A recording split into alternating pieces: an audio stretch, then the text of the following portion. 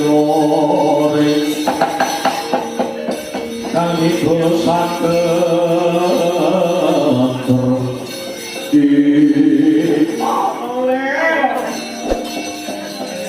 sira masih wong kali purna nggih berapa senak yo eko wujudake cecangkriman kanggo bisa tak batang lho cecangkriman piye nggih ana buta loro jenenge Rungkuko lan Rungkoko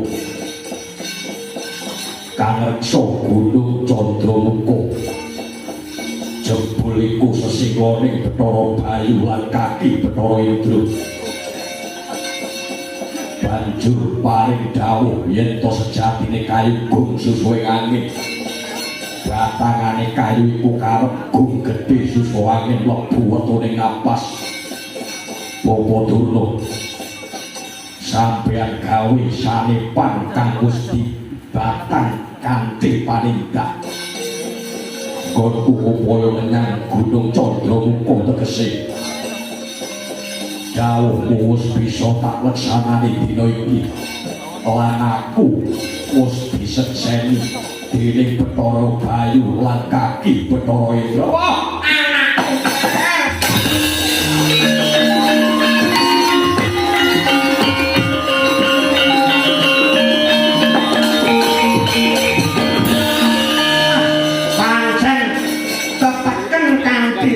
bisa kasembadan ya orang mokal mergo nggonmu ku majuh pangidepmu marang pun apa ya yo kanthi mangkono Gage Wedarna Sastra Jendra Ayuningrat kawruh kasampurnaning dumadi lho kasek aja gampang dhisik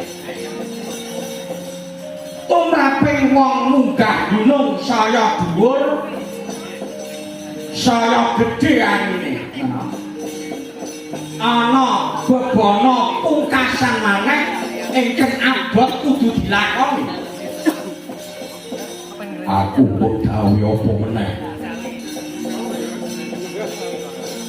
golek ana banyu suci Perwitasari kang mapane ana samudra Minangkabau ya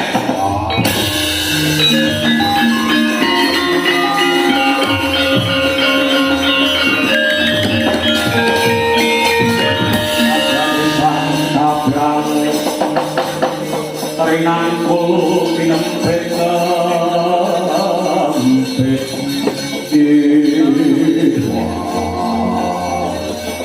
aku bodawi mancing segoro golek banyu suci Perwitasari ya nggih sipating murid kang setya bekti menyang sanggeman gawe guru ora bakal badal gaulmu aku jaluk pengestu budal iki pokok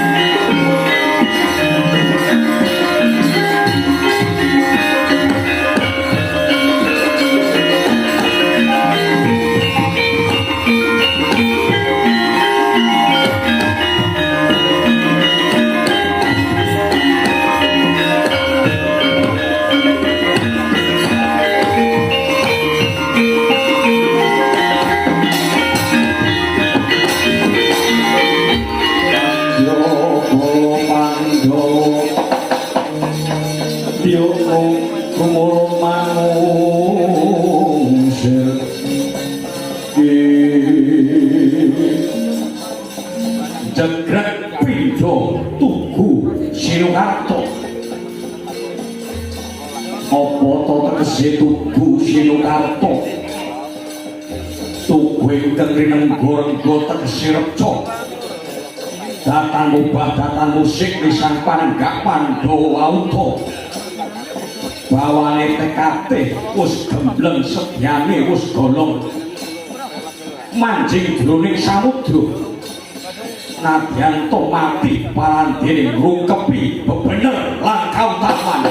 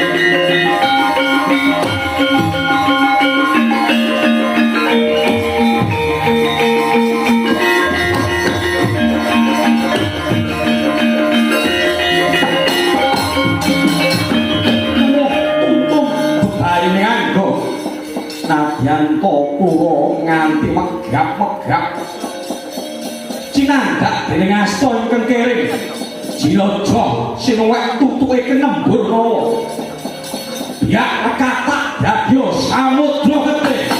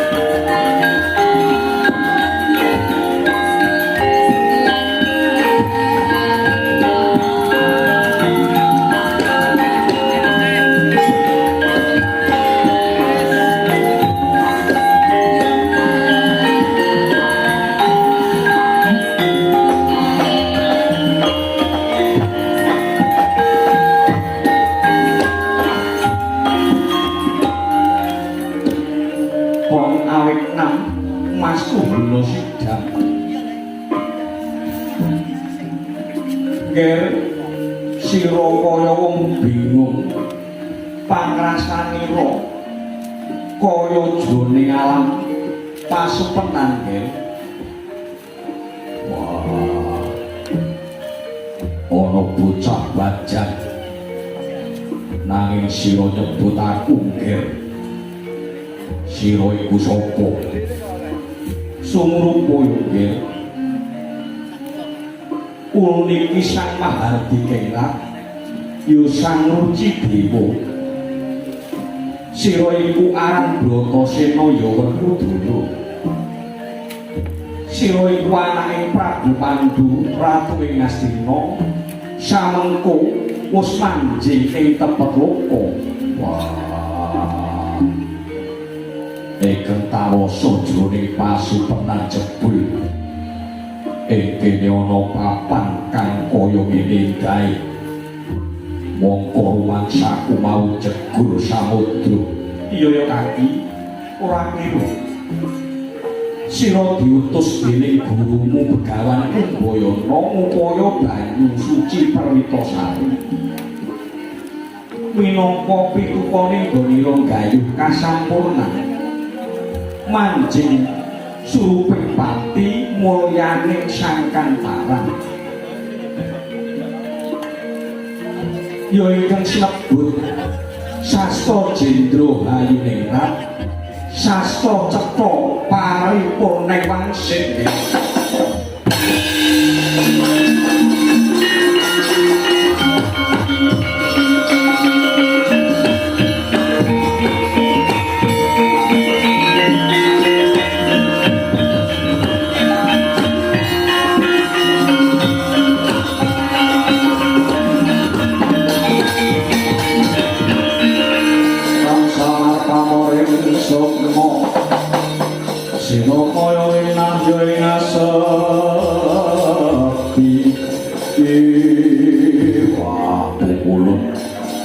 Menawi tetewa mekaten sanget boten iten bilih lampah kula pinanggih kaliyan Sang Guru sejati.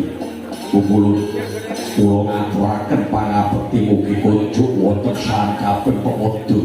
Iya Kaki Bratasena ulun tampa.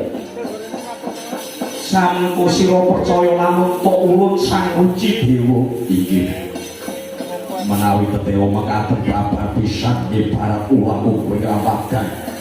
Sarah mungkuing lautan semoga ingin paduka warung badhe murba dhateng pun Bimasena. Iya Kaki. Supaya sira bisa tutuk kongsi tuntas. Nggonira ngangsu kawuh panunggal. Mara gagi lumebua-bua garba ulun. Lewata jroning karna ulun ingkang sisih tengen. Duh ulun menapa badhe kelampahan jerpa duka namung alit nuwun sewu namung sak mrica bilubut dene kula ageng inggil. Aja meneh jeneng para Kaki. Nadyanto jagat saisine bakal bisa kawengku dening ulun. Mula kang sapa iku nggih, aja dadak kalayatan tumuli tindakno Kaki.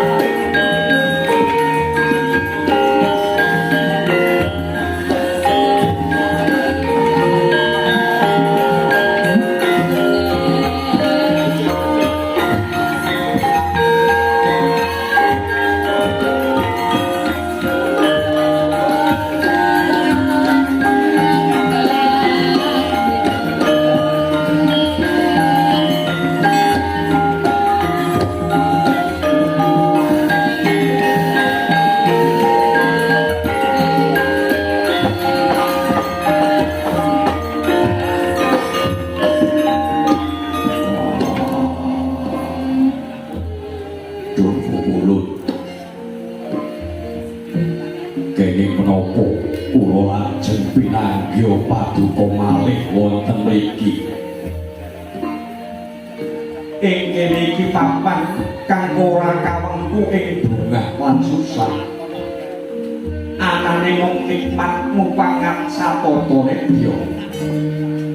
Dumu ulut lajeng kados pundi purwanipun dene wonten lampahing kekados mekaten. Lan kenging menapa ing mriki boten saged kenging ing pati.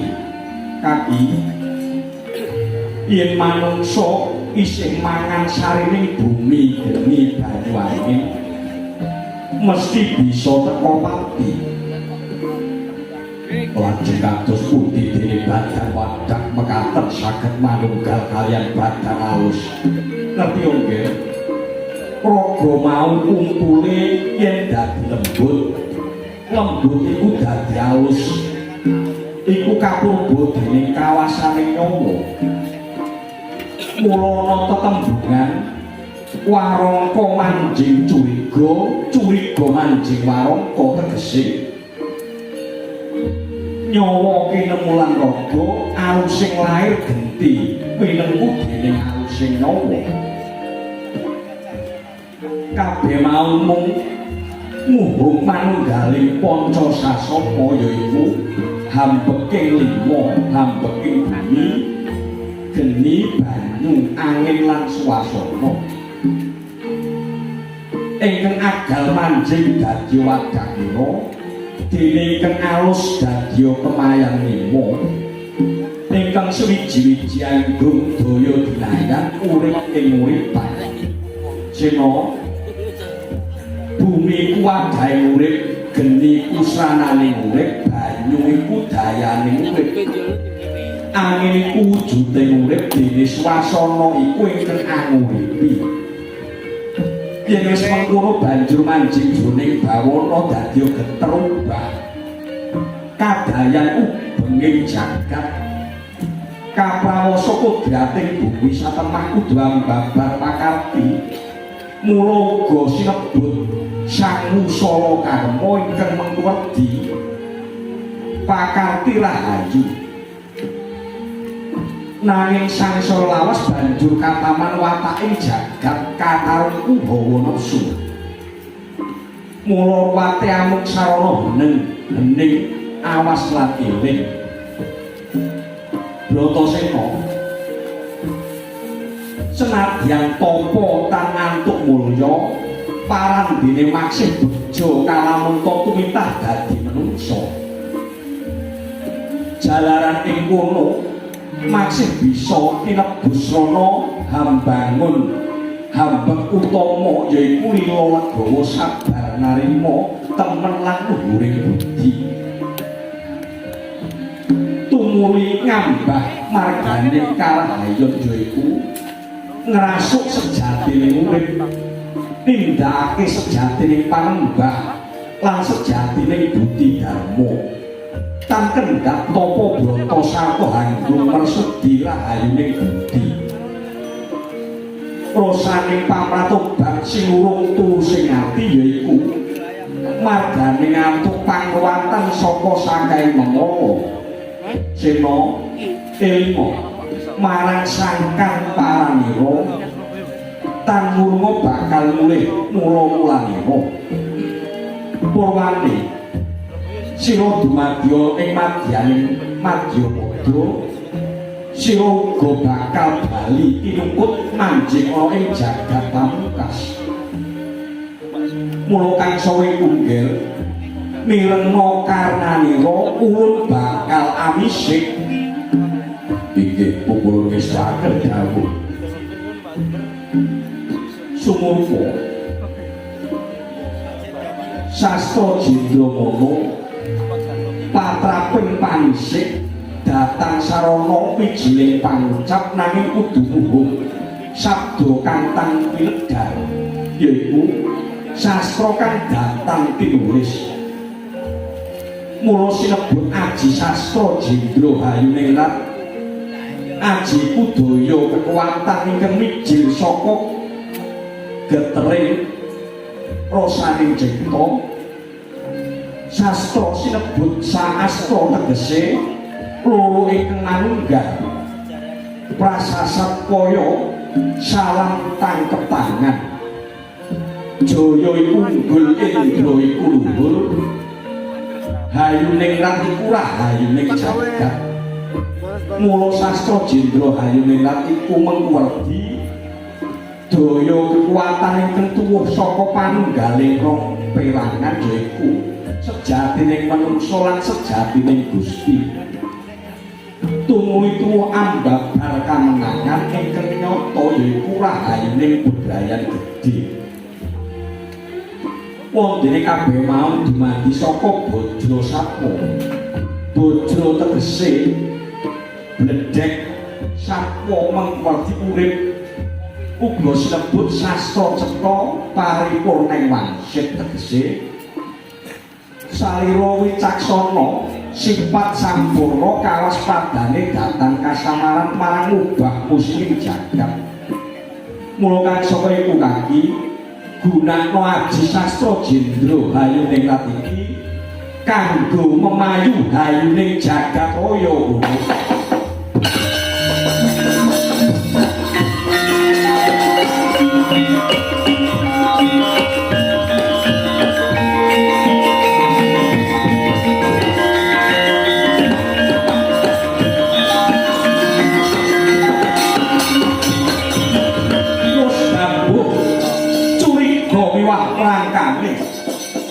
jati-jatining manunggale kawula lan Gustine anane padhang tentrem sagung dumadi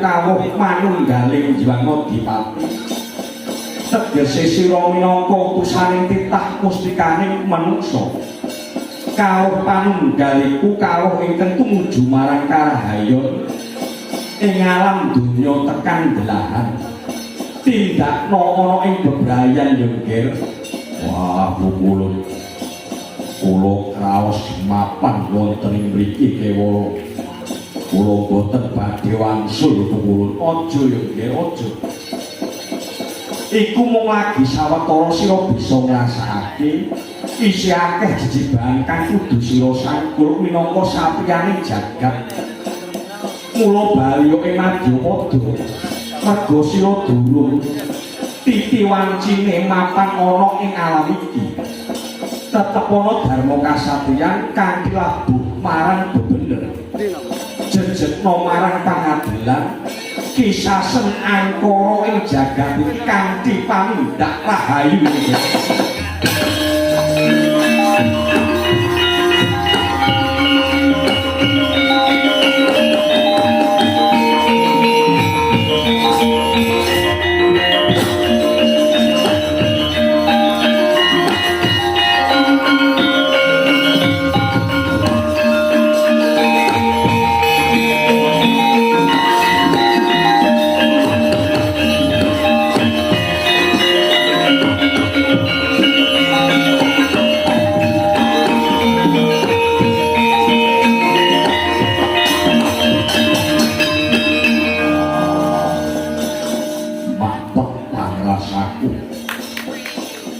biar padan perawangan kok dadi samudra ngelak-ngelak semeni jembare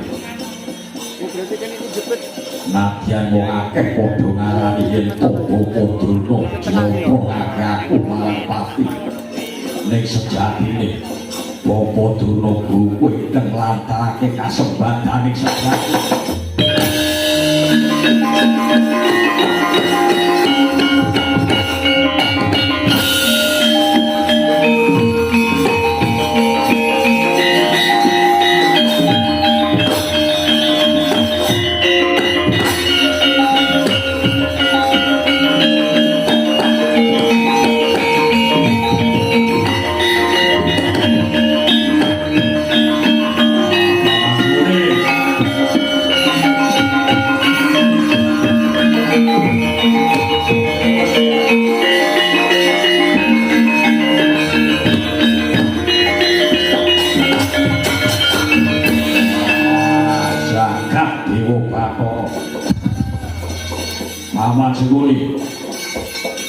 kalawanten pangandika ingkang ajar.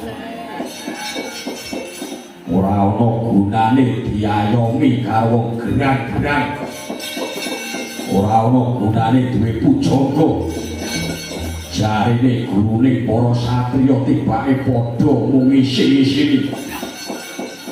Tibane padha mung gawe wirang.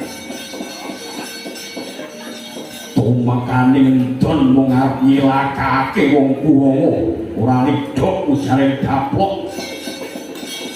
Wiwit ngarep wis kena diwaca ngengrengane Bapa Pembanduna. Lajeng kersanipun sinuwun kados pundi?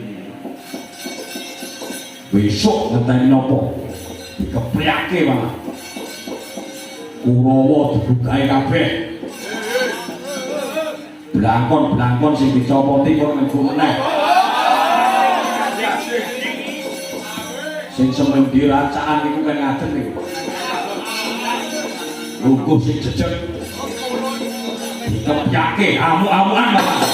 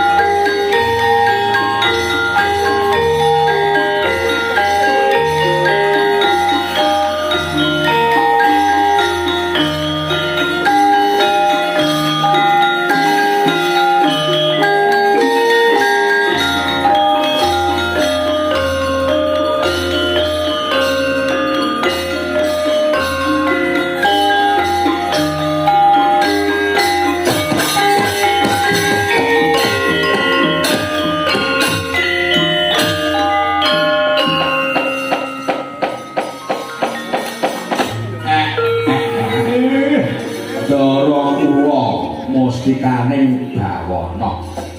Para Pandhawa mewah tetungguling titah Ndara Bratasena.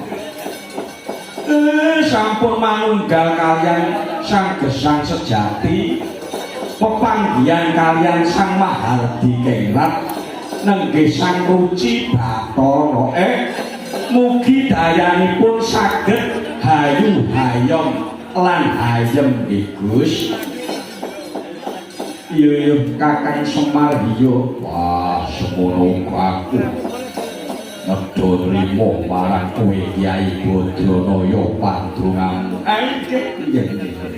Nah, kula pepuji muga-muga bisa rahayu nggih Ndara. Iya. Suminten ketiban sedhela. Cekap semanten atur kula.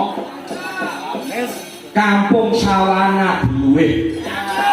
Sugeng pepisahan benjang taun ngajeng wayangan melih. Allahumma. Allahumma. Allahumma. Semangat. Ini maksudnya kok wawan masuk. Nggih. Selamat sing nanggap, selamat sing ditanggap, selamat sing nonton tanggapan sedaya mangke hayem tentrem bagya mulya. Selamat rahayu murah sanggapangan rezekinipun kathah melimpah barokah. Allahumma amin. Tekadipun sumangga sami nyondongaken raos mugi mangke ayem tentrem bagya mulya selamat rahayu.